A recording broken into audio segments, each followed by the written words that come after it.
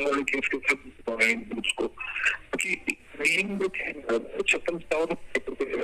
इन groups का कोई जिक्र नहीं था, ना ही कोई ऐसा पिटिशन है एक आधा कोई हो तो हो जो कि इन ग्रुप्स के अंदर एलिजिबल है, ठीक है। तो वो सभी लोग केवल यही मान लेते हैं कि अभी 4 गुना होने के नतीजे में हमें लेना चाहिए, क्योंकि इनका जो है ना वेरिफिकेशन भी बनाई है जो है लोगों को लेकर के आ रहे हैं। अभी यहाँ पे ये जो ग्रुप्स थे इस ग्रुप इन सब ग्रुप्स के अंदर बच्चे भी बहुत कम थे और कई ग्रुप ऐसे हैं जिसमें टोटल एलिजिबल कैंडिडेट से टोटल पोस्टों से भी कम एलिजिबल कैंडिडेट थे। तो ऐसे में सरकार को कोर्ट के अंदर ये बात क्लियर करनी चाहिए थी और कोर्ट से क्लियर करने की रिक्वेस्ट भी करनी चाहिए थी कि इन ग्रुप्स का मामला इस ग्रुप से अलग कर दीजिए, क्योंकि इन ग्रुप्स का इस इशू से कोई लेना देना नहीं है। लेकिन उस समय में सरकार ने ऐसा करने की जगह सरकार ने खुद इन ग्रुप्स को इसके साथ में जोड़ दिया, जिसके कारण ये फैसला हुआ। तो इसका सोल्यूशन जो है, सोल्यूशन कैसे होगा, पहली बात तो कोर्ट का अपने ऑर्डर का वेट करना पड़ेगा। कोर्ट ऑर्डर के अंदर 2 चीजें हैं, क्या चीज आ सकती है और क्या नहीं आ सकती वो भी मैं आपको बता देता हूँ। यदि कोर्ट के ऑर्डर में ये लिखा गया है कि भाई आप सिलेक्शन ग्रुप वाइज नहीं, आपको पोस्ट वाइज अगर पेपर लेना था, क्योंकि वन ऑफ द आर्गुमेंट ये था कि पेपर जो है कैटेगरी वाइज लेना चाहिए था, ना कि ग्रुप वाइज। तो यदि कोर्ट ने कैटेगरी वाइज पेपर लेने के आदेश दिए फिर तो देखो चलती जाती है सुप्रीम कोर्ट में, कोई ऑप्शन नहीं बचता है, क्योंकि कोर्ट ने जुडिशियल वर्डिक्ट दे दिया कि भाई ये पोस्ट वाइज ही पेपर होना जरूरी था। तो उस परिस्थिति में तो इनको या तो पेपर दोबारा कंडक्ट करने पड़ेगा, वरना ये मैटर सुप्रीम कोर्ट जाएगा और सुप्रीम कोर्ट कोई कंसेशन दे दे इनको तो अलग बात है। और ये भी कोर्ट ने इस इशू को नहीं टच किया है। उसी स्थिति में मान लें कि कोर्ट ने अपने ऑर्डर के अंदर इस चीज को टच नहीं किया है कि पेपर जो है कैटेगरी वाइज लेना चाहिए था या नहीं लेना चाहिए था। तो उस परिस्थिति में आप इसी कोर्ट के अंदर रिव्यू फाइल करके इस मामले में इन ग्रुप्स को मुख्य मामले से अलग करवा सकते हैं, ऐसा मेरा मानना है। अच्छा, लेकिन कोर्ट में जाना पड़ेगा, चाहे आप सीबीडी में जाओ चाहे आप सुप्रीम कोर्ट जाओ। यदि आप घर बैठे रहे तो कुछ नहीं मिलेगा। अच्छा सर, एक सुनने में आ रहा सर की कोर्ट की छुट्टियां हैं 1 महीने की, तो क्या छुट्टियों में कुछ नहीं, वैसे भी बच्चों को खतरा तो है नहीं, नौकरी का जो काम कर रहे हैं लोगों को खतरा तो है, छुट्टियों के बाद आ जाइए आराम से। हाँ सही बात है सर, 6 महीने का तो वैसे भी प्रोसेस का टाइम है, तो जल्दबाजी नहीं है और कमीशन खुद भी नहीं कर सकता है, क्योंकि सुप्रीम कोर्ट के अंदर भी छुट्टियां हैं तो कमीशन खुद भी कुछ नहीं कर पाएगा। कमीशन में इतने कंप्लायंस का या अपील का अपना ओपिनियन लेंगे, इनका ओपिनियन का वर्क चलेगा इंटरनल, क्योंकि अभी तो कमीशन के अंदर चेयरमैन भी नहीं है, कल वो नया चेयरमैन आएगा, नया कॉन्स्टिट्यूट होगा कमीशन, उसके बाद में फैसला लिया जाएगा, तो फैसला लिया जाएगा, छुट्टियां खत्म हो जाएंगी।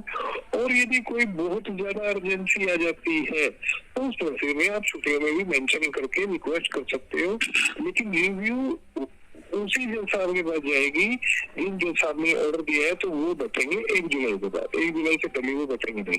अच्छा सर, अच्छा सर, दूसरी बात है, देखो पहली बात तो ये होना ही नहीं चाहिए, बच्चे जो लगे हुए हो अपना नौकरी करते रहे, भगवान ऐसा ना करे भाई उनको कुछ दिक्कत आए। बाय द वे कुछ देखो नेगेटिव पॉजिटिव दोनों तरह सोचना चाहिए। अगर नेगेटिव सोचते हैं बाय द वे ये हो जाता है भाई पेपर तो लेने ही पड़ेंगे हर हाल में, तो सर आचार संहिता लगेगी शायद सितंबर में, बता रहे हैं, सुनने में आ रहा है कि अक्टूबर में विधानसभा चुनाव होंगे, तो अक्टूबर में अगर विधानसभा चुनाव होंगे तो फिर ये तो जायज बात है सर, सितंबर में फिर आचार संहिता लगनी है, लग जाएगी, 45 दिन पहले लग जाएगी। हाँ, तो सर क्या आचार संहिता का इफेक्ट पड़ेगा भर्ती के ऊपर, क्योंकि माननीय हाई कोर्ट ने 6 महीने का टाइम दिया, भाई 6 महीने के अंदर अंदर एचएसएससी को नई एडवर्टाइजमेंट करके भर्ती करनी है। हाँ देखिए, मेरी बात ये है कि महीने के अंदर उसको क्लियर करने का, ठीक है, उसको क्लियर करने का, तो कोर्ट के आदेश के ऊपर आचार संहिता लागू नहीं होती, ये बात बिल्कुल क्लियर है। अच्छा सर। ठीक है, ये बात बिल्कुल स्पष्ट है। अब इसमें आ जाती है क्या होता क्या है जब सरकार संहिता लगती है, क्योंकि वैसे तो गवर्नमेंट अपने एंटी एडमिनिस्ट्रेटिव एक्शन नहीं ले सकते बिना आचार संहिता से, लेकिन आचार संहिता जब लगती है तो उसमें एक इलेक्शन कमीशन की तरफ से एक high power screening committee constitute होती है, जो कि कामों की परमिशन देती है, जिसका हेड होता है चीफ सेक्रेटरी स्टेट का। अच्छा, ठीक है, तो उनके अंदर एक कमेटी होती है, तो उस कमेटी के उसमें हरियाणा सब इलेक्शन कमीशन को लिखित में परमिशन मांगनी पड़ेगी कि कोर्ट का ये ऑर्डर हुआ था, उस ऑर्डर से कंप्लाइंस के लिए हम रिजल्ट निकालना चाहते हैं, तो वो वहां से परमिशन मिल जाएगी बिना किसी दिक्कत के। अच्छा सर, एक एक और सुनने में आ रहा है सर कि पता नहीं सच है या झूठ है कि भाई विदाउट सीट ही भर्ती कर सकते हैं इस मामले से छूटने के लिए, तो क्या विदाउट सीट ही भर्ती हो सकती है सर? मुझे लगता नहीं अभी स्टेज पे ये कर पाएंगे, क्योंकि ये स्टेज के ऊपर सीट ऑर्डर कंप्लाई करना इनके लिए कुछ जरूरी है। सारा ही प्रोसेस पास करते हैं, दोबारा री एडवर्टाइज करें पोस्टर को और दोबारा से पेपर में सभी पोस्टर होगा, इतने में तो सभी 7-8 महीने 1 साल लग जाएगा। सवाल नहीं, मुझे नहीं लगता किसी भी हालत में कि बिना सीईटी के एटलीस्ट ये जो प्रेजेंट पोस्टें हैं वो बिना सीईटी के चलेंगी। हाँ, फ्यूचर में अगर सरकार ये मान ले कि भी हमको सीईटी अबॉलिश करना है, वो एक अलग बात है, वो तो सरकार का एडमिनिस्ट्रेटिव डिसीजन है, तो चाहे तो इसको कंट्रोल कर सकते हैं, चाहे तो इसको हटा दें, बट वर्तमान पोस्टों पर मुझे नहीं लगता कि सरकार इतना बड़ा रिस्क लेगी। अच्छा सर, तो सर इसका जो अपना माननीय हाई कोर्ट ने जो ऑर्डर दिया है, तो ये जजमेंट की कॉपी कब तक आ जाएगी सर अंदाजा? मेरे को लगता है कल तक आ जानी चाहिए एक्चुअली, क्योंकि ये आया है शुक्रवार की आफ्टरनून जो है 2:30 बजे के आसपास में अनाउंसमेंट हुआ, 2:15 बजे के आसपास में सैटरडे को। उसके बाद में चंडीगढ़ में छुट्टी थी क्योंकि चुनाव था चंडीगढ़ में और पंजाब में, और फिर आज है संडे, तो कल वर्किंग है परसों वर्किंग है, मेरा मानना है कल या परसों तक अपलोड हो जाएगी। अच्छा सर, तो सर ये मैं बच्चों के लिए एक मैसेज चाहूंगा, जो बच्चे ज्वाइनिंग यानी कि नौकरी लगे हुए हैं, तो उनको क्या मैसेज देना चाहोगे सर आप? उनको मैसेज यही है, बिल्कुल चिंता करने की जरूरत नहीं है, ऑर्डर का वेट करें और जैसा मैंने कहा है उसके अनुसार तैयारी करें, कोई चिंता करने की आवश्यकता नहीं है। ये केवल मात्र इस कारण से हुआ क्योंकि सरकार कोर्ट को यह मामला ढंग से समझा नहीं पाई। यदि सरकार ने समझाया होता तो कोई दिक्कत नहीं होती, कोई बात नहीं, अभी भी हम कोर्ट को समझाने की स्थिति में है, चिंता करने की कोई जरूरत नहीं है। अच्छा सर, एक और बड़ी बात ये है कि ये जो ग्रुप्स के ऊपर आंच आई है 20 ग्रुप्स की, ये 5 नंबर को लेकर के है या सीटी पॉलिसी को लेकर के सर? ये सबसे बड़ा कंफ्यूजन है सर। ये सीईटी पॉलिसी को लेकर के है ना कि 5 नंबर को लेकर के, इसी कारण से ये कंफ्यूजन पैदा हुआ है। लोगों ने ये समझ लिया कि क्योंकि सोशल इकोनॉमिक क्राइटेरिया के मार्क्स को खत्म कर दिया गया है, उसके कारण से ये दोबारा पेपर लिए जाएंगे, तो ये गलत है। बेसिकली ये भी सरकार की गलती है, मैं आपको बता देता हूँ। जब उन्होंने सिंगल बेंच के ऑर्डर के खिलाफ एलपीए डाली तो उस एलपीए में सरकार की तरफ से एक एप्लीकेशन लगाई गई थी, जिस एप्लीकेशन में ऑर्डर हुआ था 19 दिसंबर 2023 को। हाँ जी, हाँ जी। 19 दिसंबर 2023 को जब सरकार की एप्लीकेशन पे इन सभी ग्रुप्स के एग्जाम लेने की कोर्ट ने परमिशन दी थी, तो कोर्ट ने ये लिख दिया था कि इन सभी ग्रुप्स का रिजल्ट और इन सभी ग्रुप्स का सब्सिक्वेंट जो भी होगा वो इस एलपीए के डिसीजन के ऊपर निर्भर करेगा।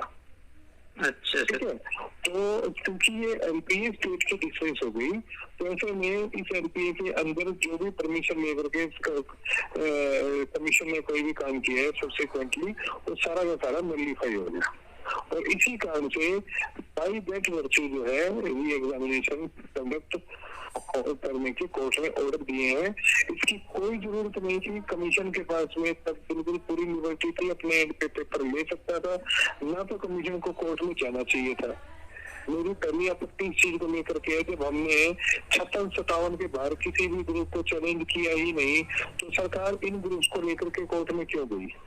सही बात। मेरी पहली बड़ी आपत्ति ये है, तो इस आपत्ति का जवाब जो है ये कमीशन को कोर्ट में देना चाहिए था, कमीशन को कह देना चाहिए था कि हमने तो इसलिए परमिशन मांगी थी और इन ग्रुप्स को इस ग्रुप से अलग कर दीजिए, इस ग्रुप का मामला कोई मतलब नहीं है इसके साथ में ऐड करने का, खत्म थी बात। हाँ जी। ये इन्होंने खुद जानबूझ करके इस मुद्दे को कॉम्प्लिकेट करने का काम किया है। तो आज जो है इस कॉम्प्लिकेशन का जो है इलाज वो कोर्ट ही निकाल सकती है, कमीशन अपने एंड पे नहीं निकाल सकता। कमीशन ये खुद निर्धारित नहीं कर सकता कि कुछ इनका आमतौर पर नहीं देंगे, नहीं, उसको कोर्ट से परमिशन लेनी पड़ेगी कि तो ठीक है इसको हम अलग कर देते हैं और इस मामले का इससे कोई लेना देना नहीं। ये लेना देना कमीशन ने बनाया है, न कि पटिशनर ने जो कोर्ट में गए थे। यानी कि हमने कुछ नहीं कहा, ये सरकार की एप्लीकेशन थी। सरकार ने कहा था कि इन ग्रुप्स की परीक्षा लेना चाहते हैं, आप हमें इजाजत दे दीजिए। कोर्ट ने कोई सब्सिक्वेंट सारे प्रोसेस को थोड़ी ना रोका था। कोर्ट ने केवल 56-57 के रिजल्ट के ऊपर रोक लगाई थी, इन्होंने सारा ही प्रोसेस रुकवा दिया। हाँ जी सर, एक बात और है सर, ये जो 5 नंबर का था, जो सोशियो इकोनॉमिक्स के जो नंबर थे, सबसे बड़ा लफड़ा तो यही था सर जी, क्योंकि अगर सरकार चाहती तो वेरिफिकेशन करवा सकती थी। काफी बहुत ज्यादा टाइम था सरकार के पास। अनिल जी एक हफ्ते का समय है, मैं बता रहा हूँ, केवल एक हफ्ते का समय बहुत है फिजिकल वेरिफिकेशन के लिए। हाँ जी। चीफ सेक्रेटरी की तरफ से एक चिट्ठी गई डीसी को और डीसी की तरफ से गई तहसीलदार को, तहसीलदार से नायब तहसीलदार नीचे पटवारियों को, कि अगले एक हफ्ते के अंदर आपके जिस गाँव पर जो पटवारी की ड्यूटी है कि इस गाँव की ये कैंडिडेट है, पिता का नाम ये है और ये इनकी कास्ट है, इनकी वेरिफिकेशन करके लाओ। पटवारी अपनी रिपोर्ट सौंप देते हैं।